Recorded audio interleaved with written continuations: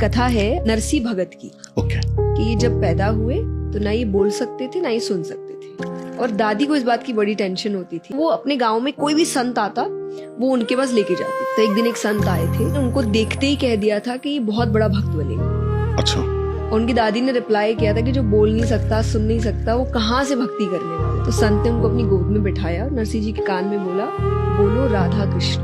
और वो कहते ही नरसी जी ने पहले शब्द कहा राधा कृष्ण।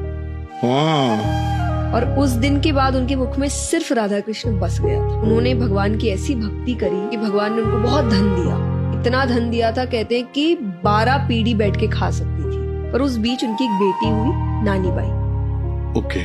उनकी शादी उन्होंने बहुत बड़े घर में की। पर उसके बाद नरसी जी के पैसे खत्म हो गए, और पैसे खत्म हो गए तो नानी बाई के ससुराल वालों ने नरसी जी के साथ रिश्ता ही खत्म कर दिया। और इतने समय तक रिश्ता खत्म किया कि नानी बाई ने अपने पिता को अपनी शादी में देखा, और फिर सीधा नानी बाई की बेटी हुई। उस बेटी की शादी पक्की हो चुकी है। उसकी शादी में मायरा भरा जाता है।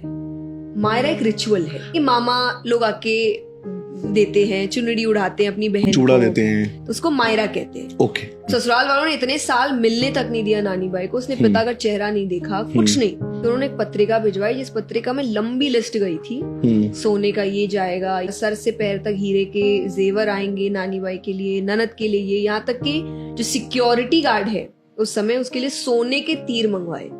वो लिस्ट देख के भी बहुत खुश हुए और बोले इसको तो भगवान को भरना है। नानी बाई का भाई वही है। और वो 16 सूर्यों के साथ, सूर्या मतलब होते हैं अंधे साधु, तो वो गए मायरा भरने के लिए। वहां उनको बहुत सताया गया, उनको खाना नहीं दिया, उनको रहने की जगह नहीं दी। नानी बाई ने उनसे वो मिलने आई, जब पैसे हैं नहीं, कुछ कर नहीं सकते तो तुम आए क्यों, मेरी बेइज्जती करने आए थे यहाँ पे, कि मैंने शायद अपने पिछले जन्म में बहुत भयानक पाप किए थे, मुझे तुम्हारे जैसे पिता मिले। और वो इस पर भी उनको यही समझाते हैं कि ठीक है, काम कर, अपने ससुराल वालों के पास जा और एक और कागज लेकर आ मायरे का। उनको और क्या क्या चाहिए वो लिखने बैठेंगे। वो उससे पूछा, इसमें मुझे काफी टाइम मिल जाएगा, क्या करने के लिए, कृष्ण जी को डांटने के लिए। हाँ, अच्छा। उसमें कृष्ण जी को डांट रहे हैं।